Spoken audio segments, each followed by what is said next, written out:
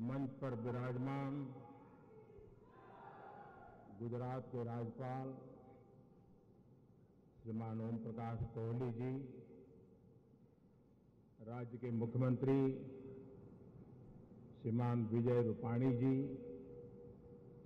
उप मुख्यमंत्री श्रीमान नितिन भाई, राज्य के पूर्व मुख्यमंत्री श्रीमती आनंदीबेन पटेल, श्रीमद राजचंद्र मिशन के लिए अपने आप को समर्पित करने वाले श्रीमान गुरुदेव राकेश भाई,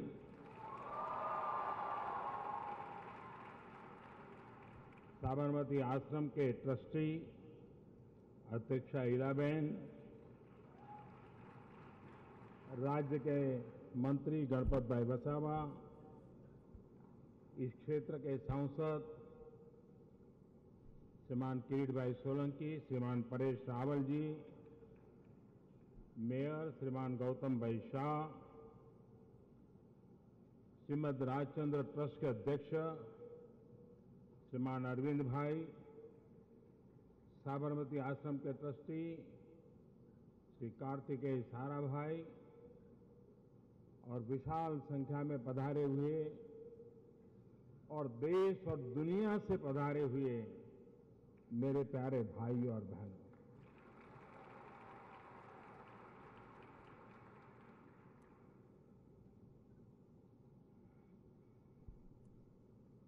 इतिहास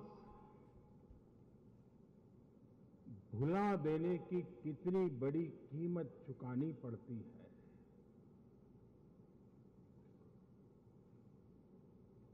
क्या कुछ खोना पड़ता है,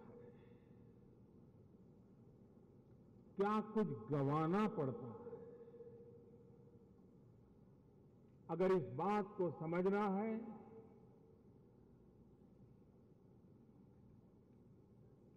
मैं समझता हूं श्रीमद राजचंद्र जी के व्यक्तित्व से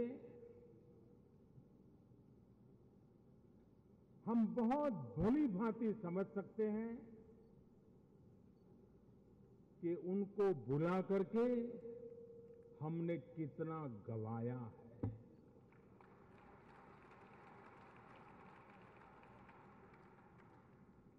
क्या कुछ खोया है। और आज ये बहुत ही सुभग योग है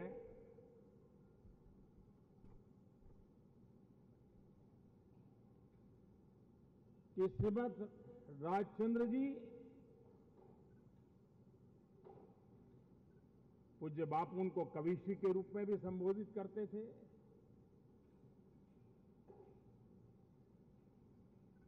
उनके 150 वर्ष और जिस तपोभूमि से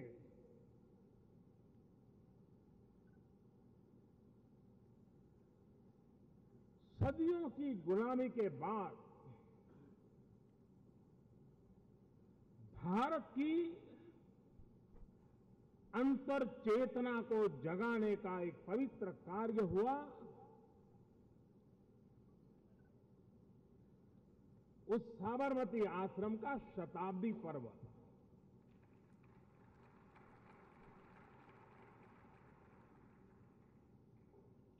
दो 2017 का साल अनेक रूप से महत्वपूर्ण है। यही वर्ष था जब देश में पहला सत्याग्रह का बिगुल बजा चंपारण की धरती पर, और उसका भी ये शताब्दी का वर्ष है।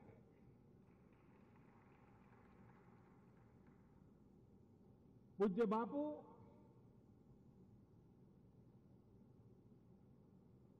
उन्नीस 1915 में भारत वापस आए थे अफ्रीका से, और 2015 में जब उनका शताब्दी का वर्ष था तो भारत सरकार ने पूज्य बापू के भारत आगमन की उस शताब्दी को भी इसी गुजरात में गांधीनगर में महात्मा मंदिर में दुनिया भर के प्रवासी भारतीयों को बुला करके उस अवसर को मनाने का प्रयास किया था।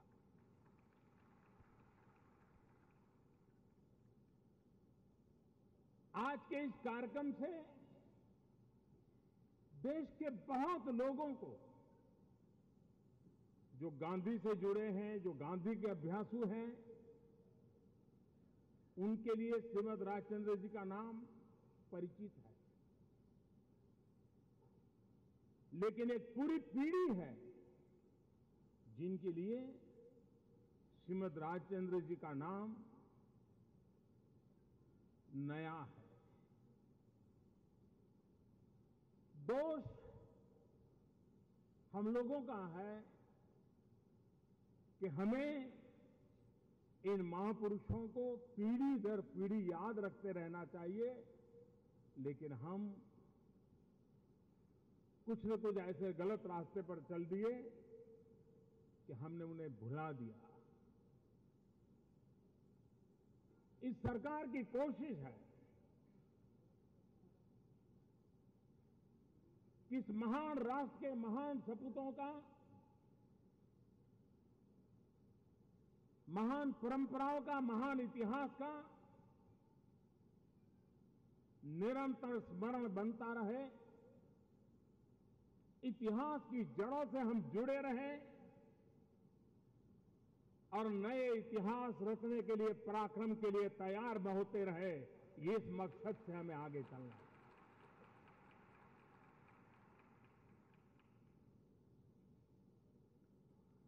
साबरमती आश्रम की शताब्दी, कभी कभी मुझे लगता है कि विश्व को जिस रूप में गांधी से परिचित करवाने की जरूरत है, आज के संकट से गुजर रही मानवता को गांधी से संबल मिल सकता है, राह मिल सकती है, लेकिन हम उसको नहीं कर पाए।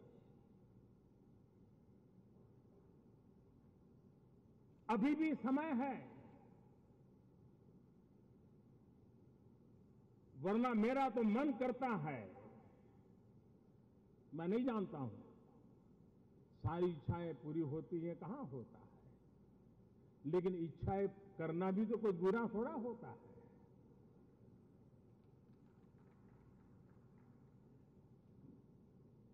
कभी कभी मन करता है कि यूनाइटेड नेशंस, जिसका निर्माण शांति के लिए हुआ, प्रथम और दूसरे विश्व युद्ध की कोख से यह विचार पैदा हुआ जिसने संस्था का रूप लिया। अगर हमने गांधी को विश्व की शांति के लिए एक मसीहा के रूप में जन मन तक स्थिर करने में सफलता पाई होती, तो यूनाइटेड नेशन का सेक्रेटरी जनरल जो भी बनता, वो बनने के बाद सबसे पहले साबरमती आश्रम आता,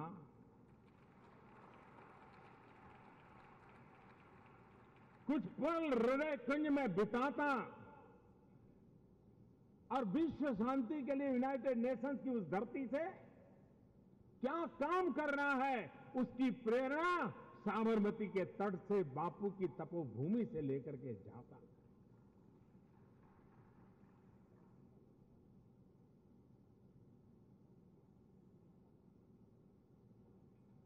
लेकिन मेरी आत्मा कहती है,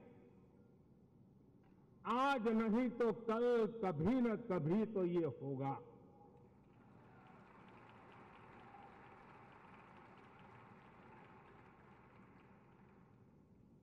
हमारे देश को हमने उस रूप में देखना चाहिए, उस सामर्थ्य को अनुभव करना चाहिए और विश्व को इस विशालता के साथ जोड़ने का अविरत प्रयास करते रहना चाहिए।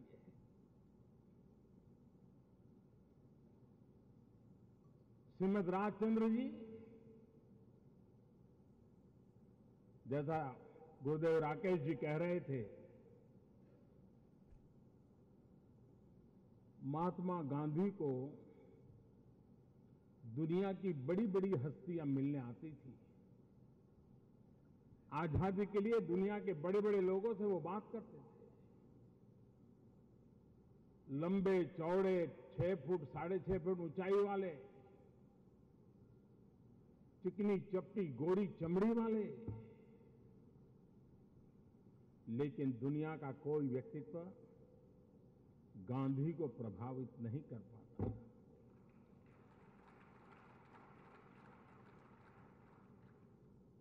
और एक श्रीमद राजचंद्र जी,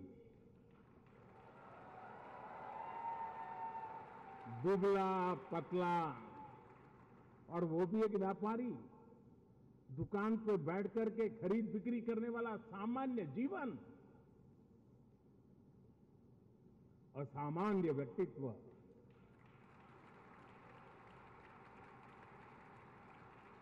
और गांधी में और श्रीमद राजचंद्र जी की उम्र में भी ज्यादा फर्क नहीं था, 2.5 साल का सिर्फ फर्क था।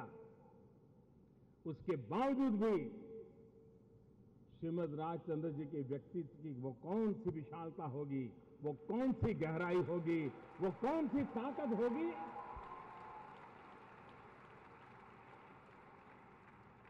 कि जिसने पूरे के पूरे गांधी को अपने में समेट लिया था।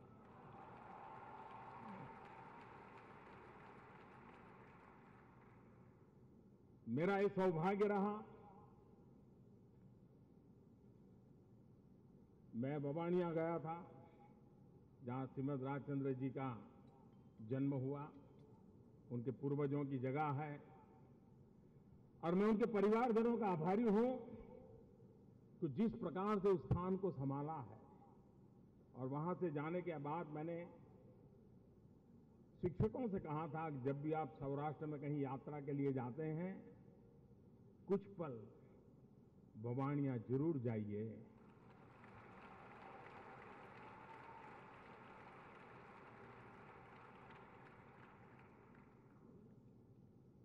हम मंदिर जाते हैं, एक अलग प्रकार के वाइब्रेशंस अनुभव करते हैं, एक अलग प्रकार की अनुभूति आती है।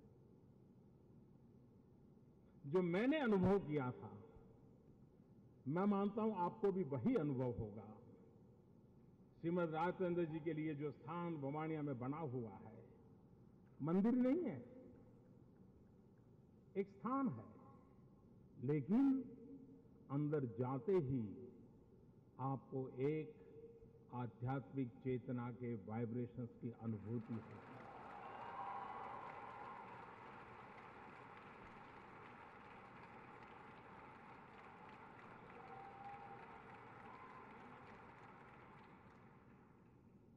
हमारे देश में पीएचडी अनेक विषयों पर होती है, अनेक महापुरुषों की कविताओं की गद्य पद्य रचनाओं पर पीएचडी होती है। लेकिन मैं चाहूंगा कि श्रीमद राजचंद्र जी के जब 150 वर्ष मना रहे, तब विशेष करके गुजरात की यूनिवर्सिटीज और देश की यूनिवर्सिटीज भी श्रीमद राजचंद्र जी के जो लेखनी है, उनके कथन है, क्यों न उस पर पीएचडी करें।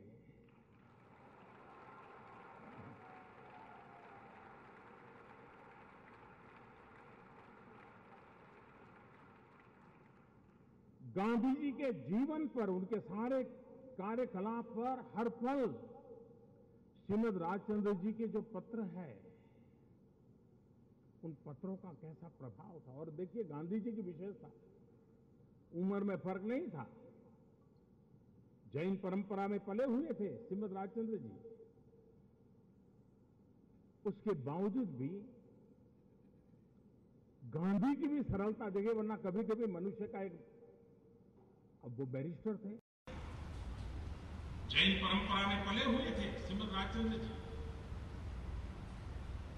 उसके बावजूद भी गांधी की भी सरलता देखे, वरना कभी कभी मनुष्य का एक, वो बैरिस्टर थे, अफ्रीका में सफल आंदोलन करके आए थे, भारत में बड़े बड़े नेताओं को मिलने आते थे, उन्होंने अपना एक स्थान बना लिया था। उसके बावजूद भी आयु में कोई फर्क न होने के बाद भी अपने बराबरी के व्यक्ति को सामान्य जीवन जाने व्यक्ति अपने अंतर मन के सारे सवाल लिख करके उनको पूछा करते थे। और श्रीमद राजचंद्र जी बिना संकोच आध्यात्मिक चेतना और अधिष्ठान समेत पूरे ज्ञान का संपूर्ण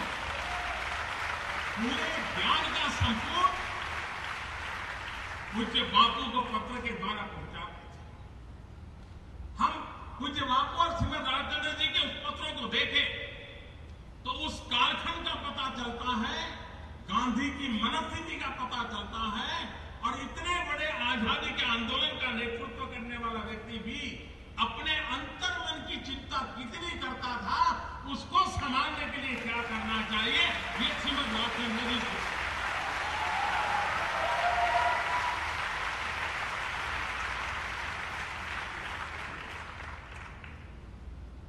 हमारी नई पीढ़ी को कुछ पता नहीं,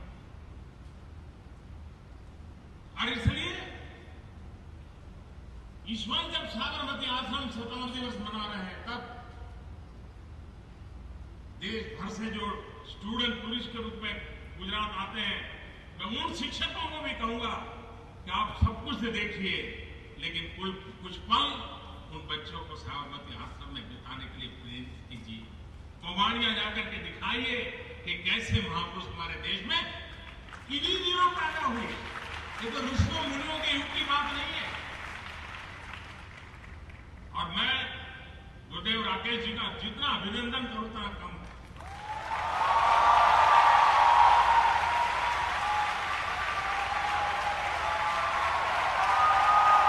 वो ज्ञानमार्गी भी है, कर्ममार्गी भी है।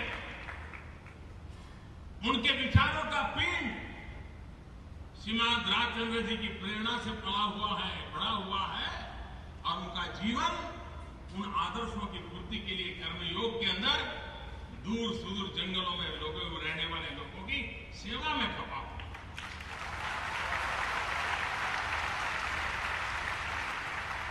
और मैंने देखा है विश्व भर में एक बहुत बड़ा समूह है जो उनके टीवी पर जो उनके व्याख्यान सुनने के लिए मिलते हैं, लगातार सुनने वाला एक बहुत बड़ा वर्ग। अभी मैं नेदरलैंड से आया, परसों में नेदरलैंड में था। दो चीजें मेरे लिए बड़ी ही नई थी मेरी जानकारी के लिए। भारत में जितने मार्ग महात्मा गांधी के नाम पर है, उसके बाद दुनिया में सबसे अधिक मार्ग के नाम गांधी पर किसी के होंगे तो नीदरलैंड के। मेरे लिए नया अनुभव, नई जानकारी। और दूसरा, वहां सूरीनाम के लोग आकर के बसे हुए हैं बहुत बड़ी मात्रा में। वो डच सिटीजन है। भारत का भी आईटी प्रोफेशन से जुड़ा हुआ एक बहुत बड़ा युवा पीढ़ी वहां गई है। लेकिन कम से कम 1 डजन लोग मुझे मिलकर के पकड़ करके खींच करके कहते थे कि परसों आप राकेश जी को मिलने वाले हो गए।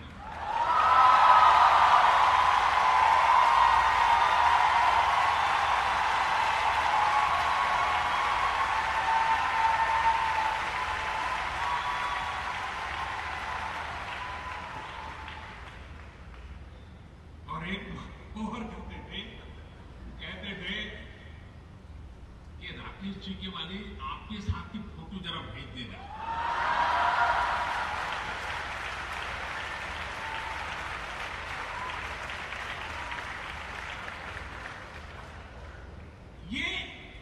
ये बातें सहज नहीं है जी। ये बातें अपने आप में एक बहुत बड़ा सामर्थ्य रखती है।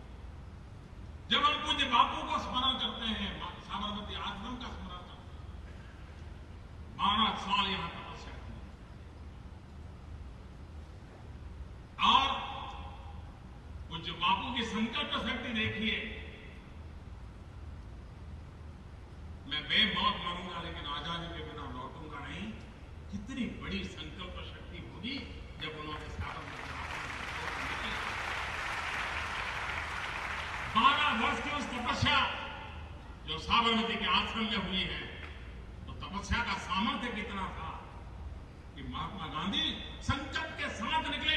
आत्मविश्वास कितना था कि इसी शरीर के रहते हुए मैं अंग्रेजों को यहां से निकाल करके रहूंगा, हिंदुस्तान का आजाद करके।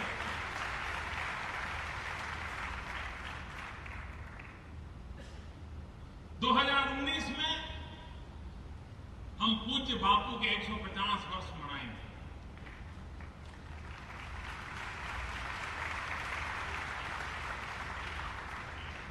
ऐसे ही मनाएंगे क्या?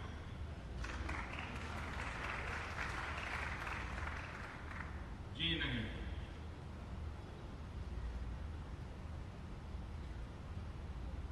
पूज्य बापू के 150 साल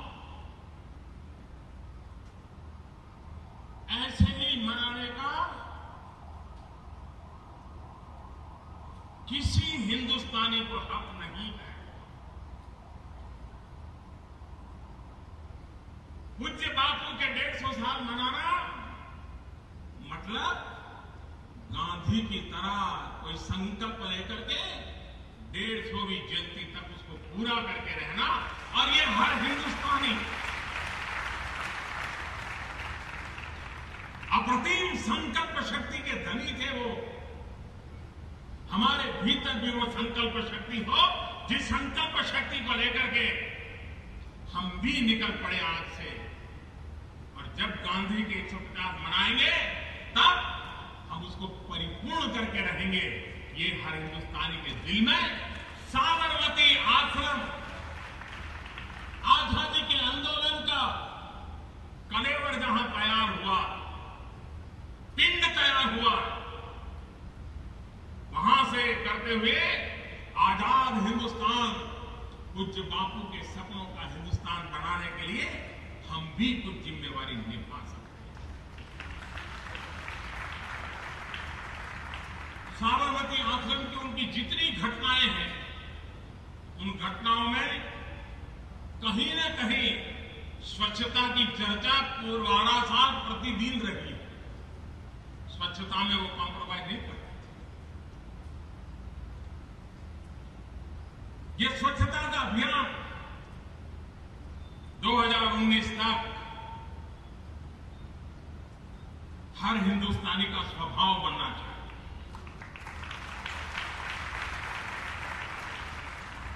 स्वच्छता हमारे रगों में, हमारे जहन में, हमारे विचार में, हमारे आचार में स्वच्छता का प्रथम स्थान होना चाहिए। और इससे बड़ी पूज्य बापू को कोई श्रद्धांजलि नहीं होती। स्वयं बापू कहते थे कि आजादी और स्वच्छता दोनों में से मेरी पहली पसंद स्वच्छता रहेगी। आजादी से भी ज्यादा महत्व गंदगी से मुक्ति का हिंदुस्तान, ये बापू का सपना था। आजादी के 70 साल हो चुके हैं। 2019 में 150वीं जयंती मना रहे हैं। हम दोनों उसके लिए करेंगे। पूज्य बापू को वैष्णवजन तो तेने रे कहिए बहुत प्रिय था। अभी भी हम लोगों ने सुना। इस देश के हर कोने में वैष्णवजन तो तेने रे कहिए हर विद्यार्थी को मालूम है, नागरिक को पता है, सबको पता है, गांधी जी को भी। और इसकी ताकत देखिए, इसकी सहजता देखिए। आप 100 लोगों को पूछिए कि पूज्य बापू का प्रिय भजन कौन सा था, 100 में से 90 लोग कहेंगे वैष्णवजन तो तेने रे कहिए। 100 में से 90 कहेंगे हिंदुस्तान के किसी भी कोने में जाके देखें। फिर उनको दूसरा सवाल पूछिए कि किस भाषा में है। मैं बिल्कुल दावे से कहता हूं 10 लोग नहीं बता पाएंगे ये किस भाषा में है, क्योंकि इस ऊंचाई से वो हमारे भीतर रम गया है कि भाषा के भेद खत्म हो चुके, वैष्णव भजन हमें अपना लगने लगा। ये सिद्धि होती है, ये सिद्धि होती है कि बाकी कोई भेद रेखा सामने नहीं आती है, लिप्त हो जाती है। मैं राजनीति में बहुत देर से आया हूं।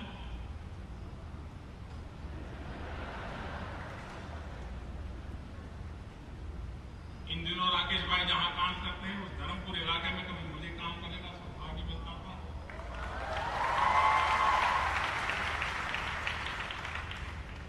जवानी का लंबा समय आदिवासियों के बीच बिताने का मौका मिला मुझे, सामाजिक सेवा करते करते। राजनीति में बड़ी देर से आया और आया था तब भी इस पटरी पर जाऊंगा ये कभी सोचा तक नहीं था। मैं संगठन के लिए समर्पित था, संगठन के लिए काम करता था और तब मैं भारतीय जनता पार्टी के कार्यकर्ताओं को प्रशिक्षित करते समय एक बात बताता था। मैं कहता था वैष्णव भजन तो तेने रे कहिए, 400 साल पहले नरसिंह मेहता ने लिखा है। आज जितने भी पॉलिटिकल लीडर हैं, जितने भी जनप्रतिनिधि हैं, एक काम करें, वैष्णव भजन तो तेने रे कहिए, जे पीड़ पराई जाने रे। यहां पर वैष्णव भजन शब्द निकाल करके लोक प्रतिनिधि तो तेने रे कहिए, जे पीड़ पराई जाने रे।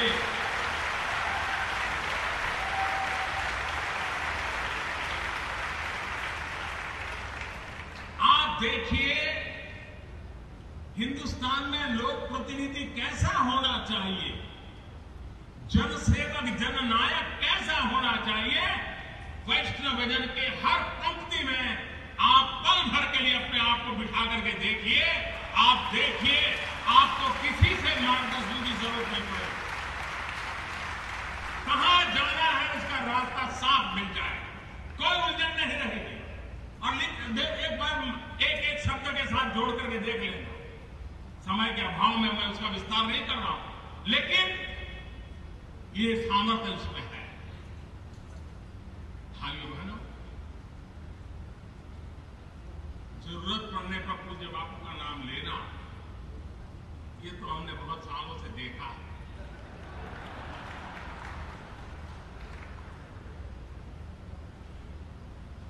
और कब बापू को भुला देना, ये चतुराई भी हमने भली भांति देखी। आज मैं जब साबरमती आश्रम में आया, श्रीमद राजचंद्र जी की तपस्या, उनका ध्यान, उनके स्वानुभव से निकली हुई एक एक बात, उसका जब हम स्मरण कर रहे हैं, तब साबरमती आश्रम की शताब्दी मना रहे हैं, तब मैं देशवासियों से एक विषय पर गंभीरता से कुछ बात आज करना चाहूं। इससे बड़ा कोई पवित्र स्थान नहीं हो सकता है इस बात बताने के लिए। श्रीमद राजचंद्र जी के 150 साल हो, साबरमती आश्रम की शताब्दी हो, 2019 में गांधी के 150 मनाने का तैयारी हो, इससे उत्तम अवसर मेरे मन की इस बात करने के लिए शायद कोई नहीं हो सकता।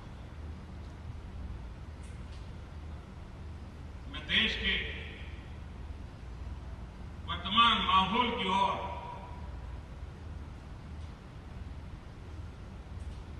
अपनी पीड़ा भी व्यक्त करना चाहता हूं, अपनी नाराजगी भी व्यक्त करना चाहता हूं।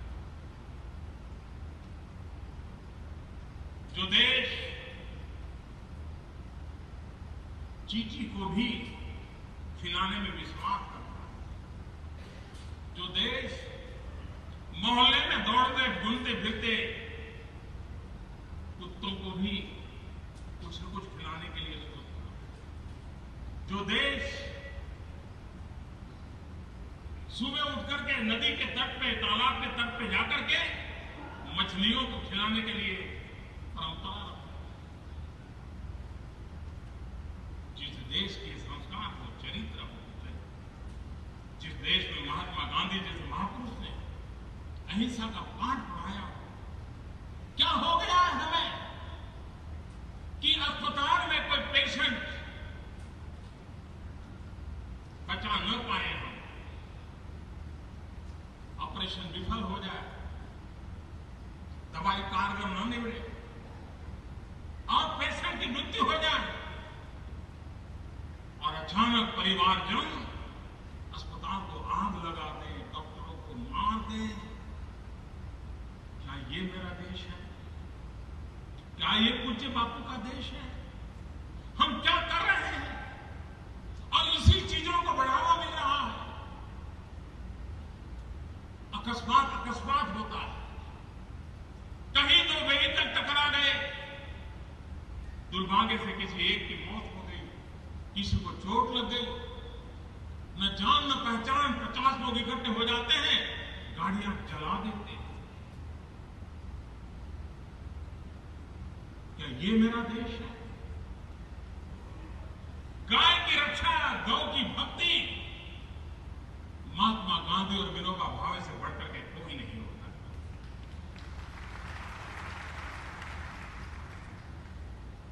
अगर गाय की भक्ति करनी है, गाय की रक्षा करनी है, तो गांधी जी ने और विनोबा जी ने हमें उत्तम राह दिखाई। उसी रास्ते पर देश को चलना ही पड़ेगा, उसी में देश का कल्याण। विनोबा जी जीवन भर गौरक्षा के लिए अपने आप को आहूत करते हैं। मेरा सौभाग्य था, मैं एक बार वर्धा गया विनोबा जी के दर्शन करने के लिए। मैं उनसे मिला, प्रणाम किए, बैठा। विनोबा जी शब्दों की बड़ी ताकत रखते थे। मैं बैठा, परिचय हुआ, मेरे सामने देखा, फिर मुझे कह रहे मर जाओ मर जाओ। मैं हैरान था, विनोबा जी कह रहे मर जाओ मर जाओ। मैं चुपचाप बैठा रहा, फिर धीरे से कहे गाय के लिए, गाय माता के लिए। आप कल्पना कर सकते हैं कि विनोबा जी उस समय की सरकारों के खिलाफ जीवन के अंत तक वो लड़ते रहे, अनेक बार अनशन किए, गौरक्षा के लिए किए, गौ भक्ति के लिए किए। भारत का संविधान भी हमें उसका महत्व समझाता है, लेकिन क्या किसी इंसान को मारने का हमें हक मिल जाता है? क्या ये गौ भक्ति है? क्या ये गौरक्षा है?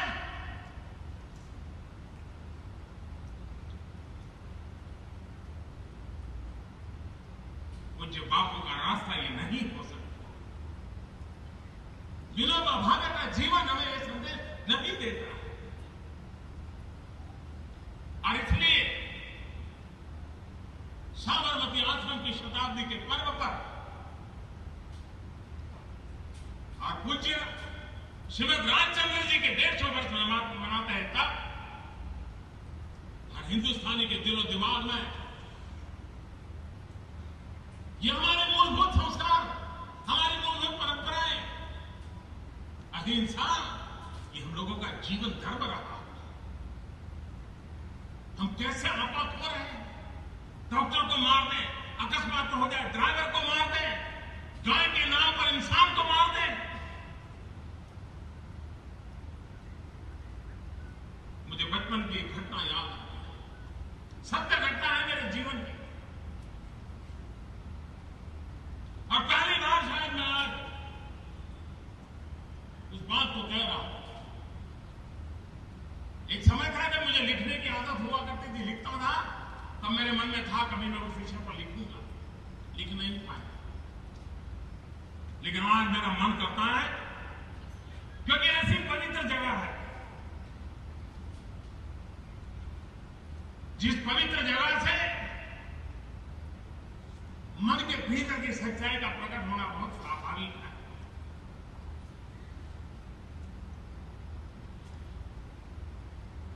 मैं बालक था,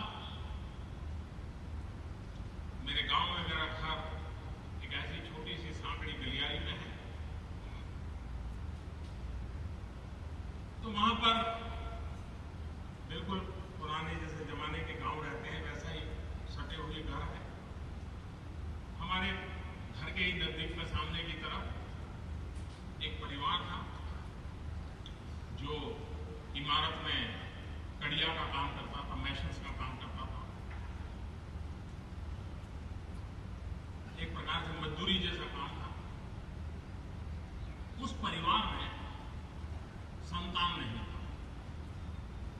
उनकी शादी के कई वर्ष हो गए लेकिन उनको संतान नहीं। परिवार में भी एक तनाव रहता था, उनके घर में संतान नहीं है। उनकी बड़ी धार्मिक प्रवृत्ति के व्यक्ति भी थे।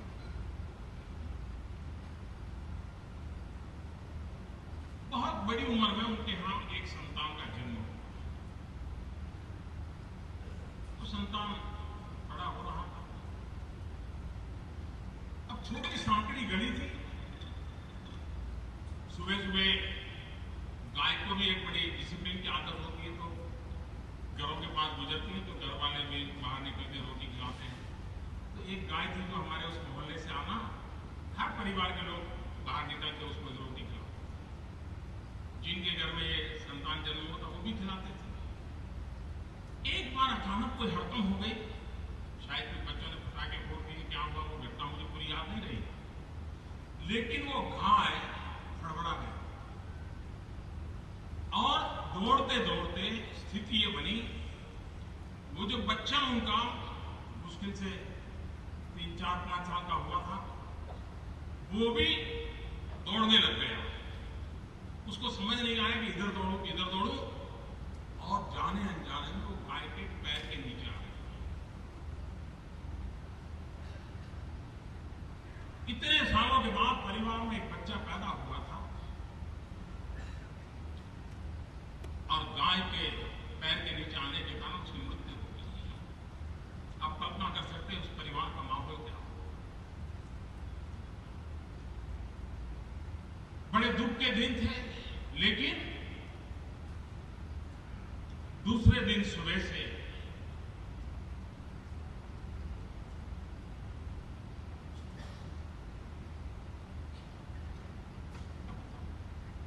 ये दृश्य मैं भूल नहीं सकता। दूसरे दिन सुबह ही वो गाय उनके घर के सामने आके खड़ी हो, किसी भी घर के सामने जाके रोटी नहीं खाई। वो परिवार भी उसको रोटी खिलाता था, नहीं खाई।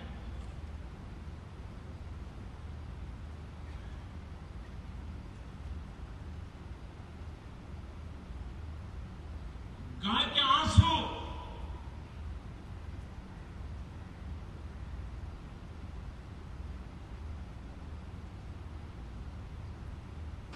कभी नहीं रुके। 1 दिन, 2 दिन, 5 दिन गाय में खाना खा रही है।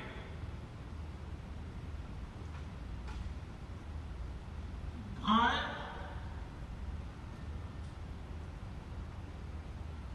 न पानी पी रही है।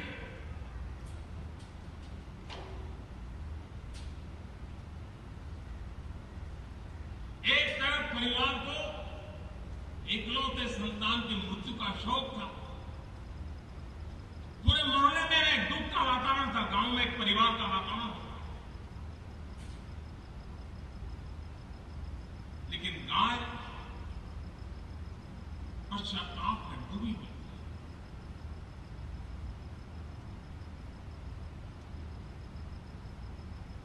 कई दिनों तक उसने कुछ नहीं खाया, कुछ नहीं।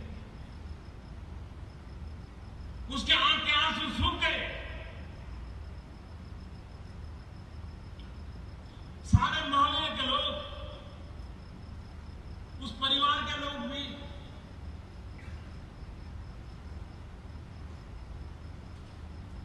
लाख कोशिश करते रहे,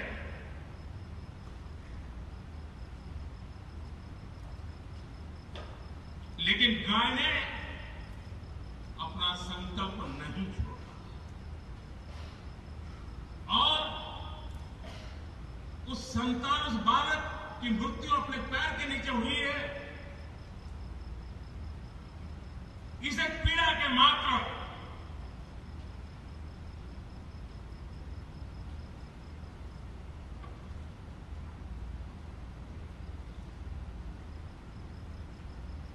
उस गाय ने अपना शरीर छोड़ दिया।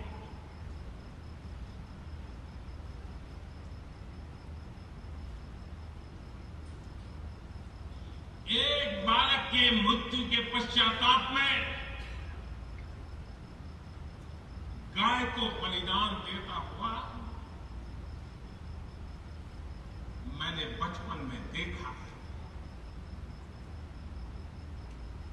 वो दृश्य आज भी मेरे सामने जिंदा है। और आज जब मैं सुनता हूं कि गाय के नाम पर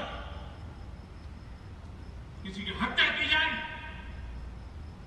वो निर्दोष है कि गुनहगार है, वो कानून का काम करेगा। इंसान को कानून हाथ में लेने का हक नहीं है।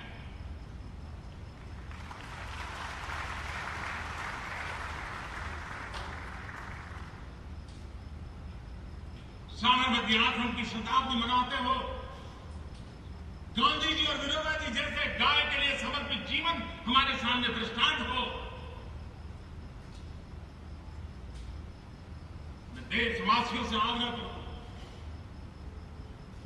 हिंसा समस्याओं का समाधान नहीं है।